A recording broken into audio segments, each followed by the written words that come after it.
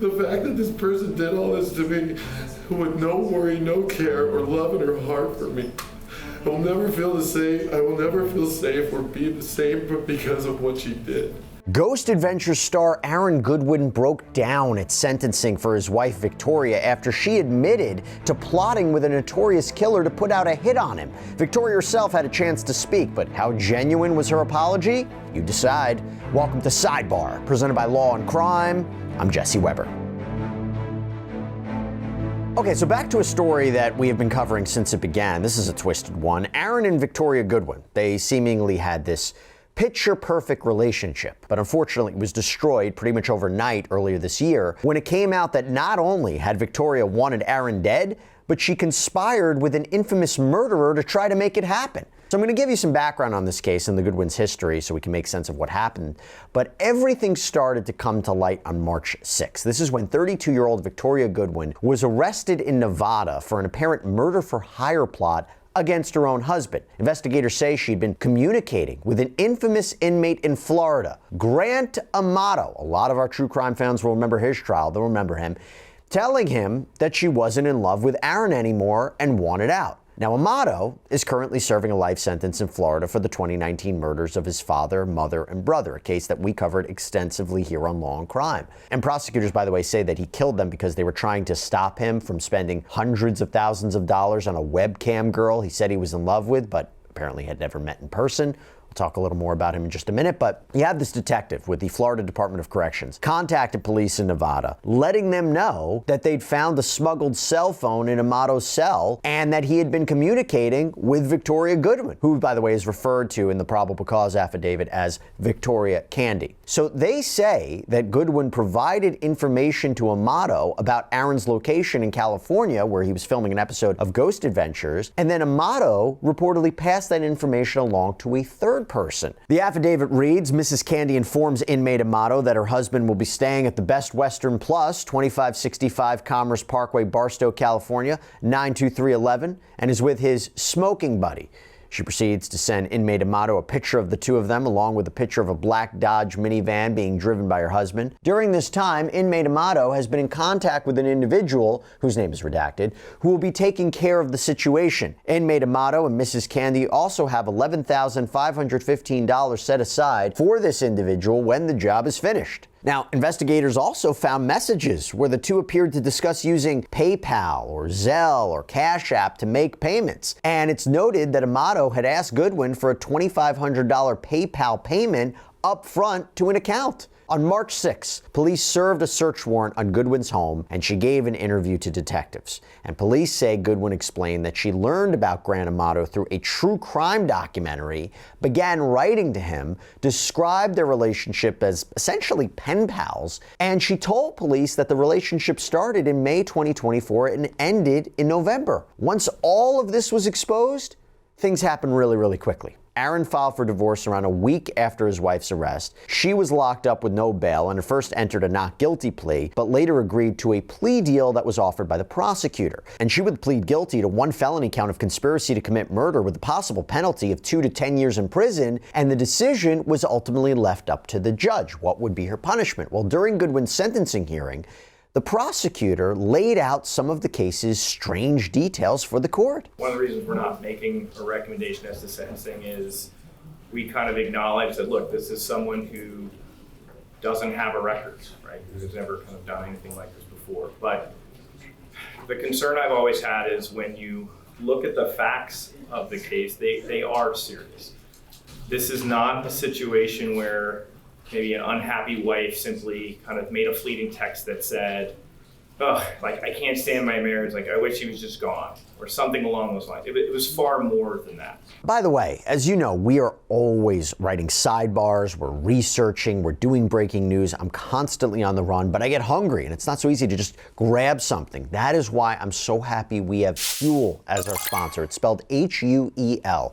And their Black Edition ready to drink, this is a total game changer. This is a complete meal in one bottle. 35 grams of protein, 27 vitamins and minerals, high fiber, low sugar, so you feel full, focused, ready for your day. There's no prep, there's no cleanup, just grab and go. Huel has already sold over 500 million meals around the world. Also, by the way, super affordable. You get everything you need in less than $5. And I love how many different flavors they have.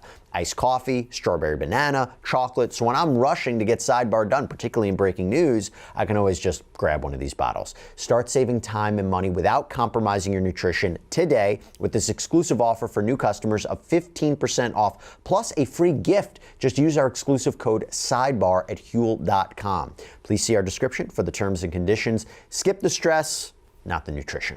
The concerns that I have about the case are when Mr. Amato's phone is seized and they look into it, what you can see is on October 2nd of 2024, there is a text exchange between Ms. Goodwin and Mr. Amato, who is a convicted murderer out of Florida, where they are expressing their love for one another. She is acknowledging that her husband would never accept a divorce. She says things like, "I'm so anxious, I just can't believe this is happening, like, what the F? How did I get to this point? Am I a bad person?" And when Mr. Amato asks, "Well, why do you say that?" and she's like, "Because I'm choosing to end his existence, not divorce." Those are very serious comments.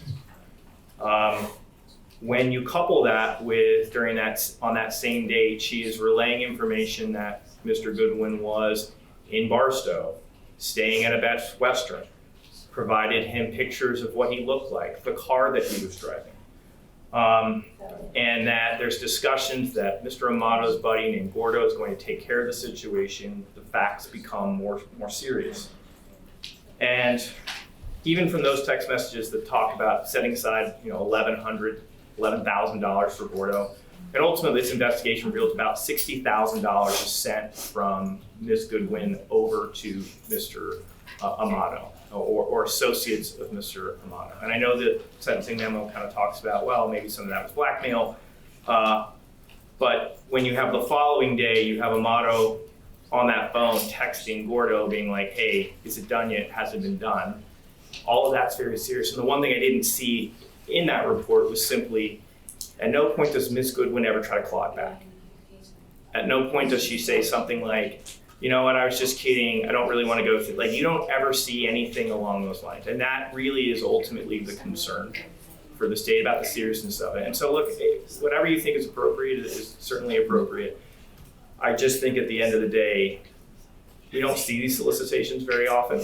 Like, I handle murders, we don't really get solicitation cases that often. But there's a lot of there. That's a lot of detail, a lot of locations, and a lot of money that I think elevates this to a certain level of consideration. Now, Goodwin's defense attorney argued that her communication with Grant Amato stopped well before her arrest and argued that the months she'd spent in jail, that's punishment enough. And after he spoke, the defendant herself was allowed to give a statement as well. With regards to the facts, there is, to me, a clear line where Ms. Goodwin had abandoned the conspiracy. We may disagree, and I don't know if it will do with the state, whereas who initiated the idea of, the murder. But with Ms. Goodwin, it's clear that as of November, she had completely distanced herself from the group. She had moved on from it. There was very limited contact. She had nothing further to do. No efforts were made, and the phone exchange ends. I'd also comment, and I know we do in the sentencing memo, that neither Mr. Amato or Mr. Gordo, as we sit here, have ever been charged with a crime.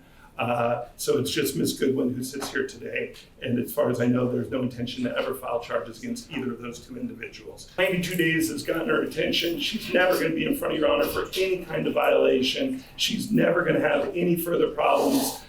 We, of course, would understand there would be stringent conditions. She has no contact with Mr. Goodwin, and she has no need to ever have contact with them.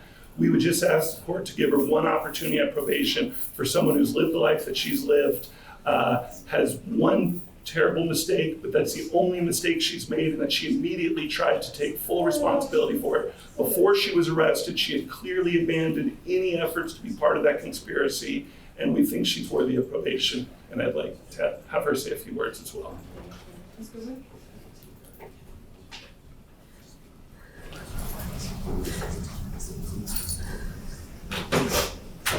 Firstly, and most importantly, I would like to apologize to Aaron. I'm so immensely sorry for the pain and anxiety I've caused you. and the betrayal you undoubtedly and rightfully feel by my actions. I need you to know that I will always hold love for you. I genuinely pray you find your joy and peace again, and I will bow out of your life forever to hopefully ease that process. I'm sorry I broke us, and I am consumed with regret every day. My absolute promise to you is that you will never see or hear from me. I intend to leave the state of Nevada, and you and anyone else will never be in danger of me ever again. Secondly, I'd like to apologize to my parents. My actions are not a reflection of how you raised me with unwavering love and support, and I know I'm better than this. Next, I'd like to apologize to the court. I recognize and understand my stupidity, the terrible nature of my crime against Aaron, my regrettable choices, and monumental lapse in judgment. This is my rock bottom, and I'll never forgive myself. Prior to my arrest, I was taking steps toward mending my marriage and correcting my mistakes that led me here. Now, having spent 92 days in jail, I've had plenty of time to reflect on my foolishness, and I'm that much more committed to never getting in trouble again and doing better in every aspect of my life, especially with my mental health.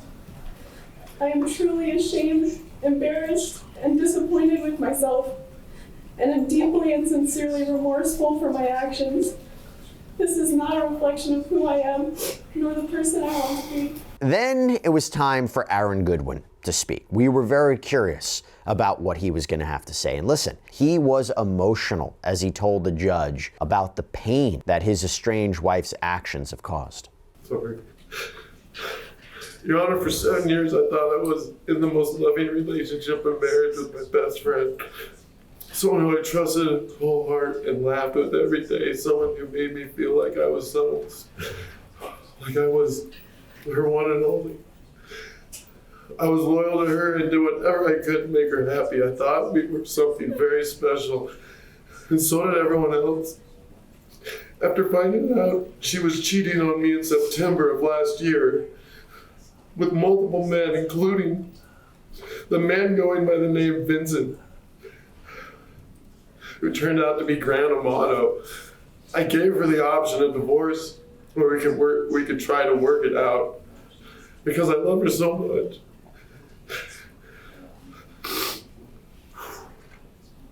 She felt so bad, and I didn't want to lose me. Every day she made me feel so more special, and she was so sorry. At least that's what she told me. Now discovering she put a hit out to kill me more than once. Got blackmailed and spent almost all our savings to keep it quiet. And fell more in love with Amato. They even got spiritually married. And now I was called the first husband. They talked until she was arrested. And she sought his help to kill me. Sorry. This has led me to fear my life. I've hired armed security for weeks, not knowing it was over or not. Always looking over my shoulder and having to go through therapy and even trying to understand any of it. It's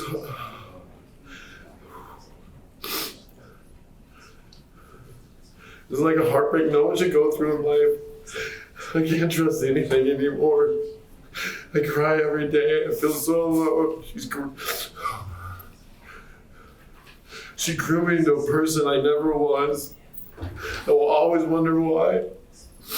But worst of all, she lied to me every day. I didn't know about any of the murder plot, the hitman, or the blackmail until the detectives told me after she was arrested. Now behind bars, she's trying to manipulate through lawyers and trying to silence me and not come here today. So I wouldn't be standing. In honor, Your Honor, this person over here, I don't know at all. Not one bit. The fact that this person did all this to me with no worry, no care, or love in her heart for me, I will never feel the same. I will never feel safe or be the same because of what she did. Especially when she gets out one day. She claims she's remorseful now that she's been caught, but there at no time before did she ever try to stop this from happening. She tried to have me killed. She gave my location to people. Truly believed we were trying.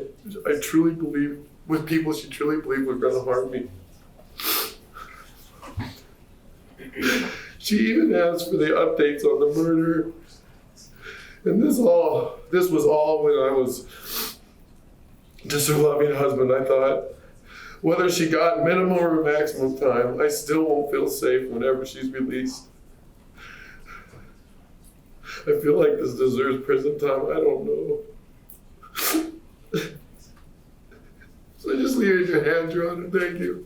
So what happens? Well, Judge Nadia Krall sentenced Goodwin to a minimum of 36 months or 3 years in prison with a maximum of 90 months. So that's 7.5 years. And as the defense attorney mentioned, as far as we know, Grant Amato has not been charged or disciplined in any way for his connection to this case. Such a bizarre case, to say the least. And he's currently serving a life sentence at a prison in Florida after, I mentioned before, he shot his father, mother, brother, all in the head at the home they all shared in Chulada, Florida, back in 2019. His case, by the way, super wild, too. He apparently gunned down nearly his entire family because they wanted him to stop talking to this performer that he met on a webcam site. He had spent hundreds of thousands of dollars, much of which, by the way, he stole from his parents and brother, and he spent it all on this woman known as Sylvie. Now, Amato had dropped out of school to become, and I've never even said this word before, so hopefully I'm saying it right, an anesthetist? I don't know, but did manage to get a job as a nurse at an Orlando hospital. He was fired for reportedly stealing drugs, told his parents he wanted to become a Twitch streamer, but instead he used his fancy computer setup to look at pornography and spend time virtually with Sylvie. During his trial, prosecutors laid out some of the just vast amounts that he was paying nightly to this campsite. Grant fell in love with a woman named Sylvie. Not only did he fall in love with her, he became obsessed with her, to the point where that was all that mattered to him. He had lost his job, he was depressed, he was having a contentious relationship with his father and his brother. He finds Sylvie and becomes consumed with her. Now, you haven't seen these, they're in evidence. But these are bank records from the Amatos. Okay? Credit card statements, checking account statements. And you, by all means, I implore you to look through these. And when you do, you will see a compendium, of charges to the MyFreeCams website. I just picked, here's a random page. And for the record, this was Exhibit 350. It's dated, this particular page is dated November 20th. And on November 20th, there were 6 transactions, each $599.99. That's hundreds, by the way, not $5, for this particular website to tip this woman. On the 21st, the next day, 1, 2, 3, 4, 5, 6, 7, 8, 9, 10, 11 transactions for almost $600 a piece, $599.99. And it goes on, guys. I mean, I'm not going to belabor the point, but look at it. According to my notes, and I'm not good at math, fair warning, $20,000 in one night. And things finally came to a head at the end of 2018 when Amato's parents sent him to a rehab for pornography and internet addiction. And after a couple weeks, he was allowed to come back home, but there were strict rules in place. His surviving brother, Jason, testified about those rules during the trial. Describe to the jury what that document is, States Exhibit 179. What are the contents of it?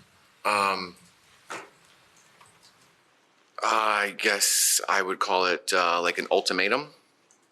Some options that were given to Grant to choose between after leaving the facility. And based off of some of his choices, there were specific rules and regulations that my father had laid out for him. And give some example. I mean, I'm not asking to read the entire document. The jury has it. It's going to go back with them, and they can read it. But give the jury some examples of what are the options given to them. all right, so the first thing that was covered was living arrangements. You know, does he want to live at home, move out on his own, go to the military? Looks like my father pre-wrote this and then updated it with a different color pen. I'm assuming with discussion with Grant. So there are some markings and highlightations of things that were discussed and chosen. It looks like Grant chose to live at home. He understood that the family would not cover or pay any current remaining future debts, etc. It goes on to say that, you know, some rules are no post-midnight internet use, no more all-nighters online, limited TV, install a new AT&T modem for logging, wireless, and hard traffic use. It says that he terminated his current phone and set him up with a new phone that I guess didn't have data or the ability to go on the internet.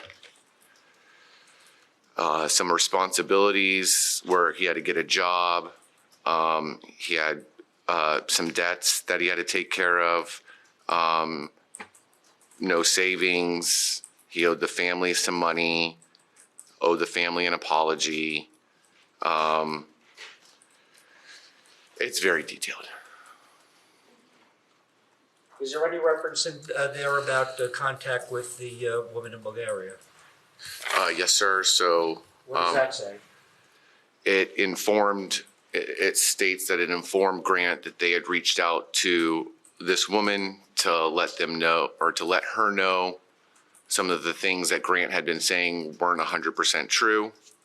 And that he wasn't allowed to communicate with her anymore. But apparently Amato couldn't stick to the plan. He managed to convince his mom to let him use her phone. He contacted Sylvie. His dad ordered him to get out of the house. And on January 24th, 2019, Grant Amato shot his mother, Margaret, in the head while she sat at her computer. He then waited for his father, Chad, to come home, shot him twice as he walked into the kitchen, and Amato used his dad's cell phone to text his brother, Cody, telling him to come home. And when he did, Amato shot him as he came in the door. Now, police said Amato tried to stage the scene like a murder-suicide to make it appear that Cody had shot his parents and then himself. The next morning, Cody's co-workers had police do a welfare check when he didn't show up for work, and that's when they discovered this crime scene. 24 hours later, police found Grant Amato at a hotel, took him into custody, and at trial 6 months later, a jury found him guilty. Verdict, count 1, Margaret Amato. We, the jury, find the defendant guilty of first-degree premeditated murder. Further finding, we further find beyond a reasonable doubt that during the commission of the offense, the defendant personally carried, displayed, used, threatened to use, or attempted to use a firearm or a weapon. Further finding, we further find that during the commission of the crime, the defendant actually possessed a firearm. Further finding 2, we further find that during the commission of the crime, the defendant discharged a firearm. Further finding 3, we further find that during the commission of the crime, the defendant discharged a firearm and caused the death of Margaret Amato. Verdict, count 2, Chad Amato. We, the jury, find the defendant guilty of first-degree premeditated murder. Verdict, count 3, Cody Amato. We, the jury, find the defendant guilty of first-degree premeditated murder. Now, because the state had indicated they planned to pursue the death penalty, the trial then moved into a sentencing phase where both sides argued for or against capital punishment, but not enough of the jurors voted in favor of death, so Grant Amato was automatically given 3 life sentences, and he has since appealed his conviction. And that's all we have for you right now here on Sidebar. Everybody, thank you so much for joining us. And as always, please subscribe on YouTube, Apple Podcasts, Spotify, wherever you get your podcasts. I'm Jesse Weber. I'll speak to you next time.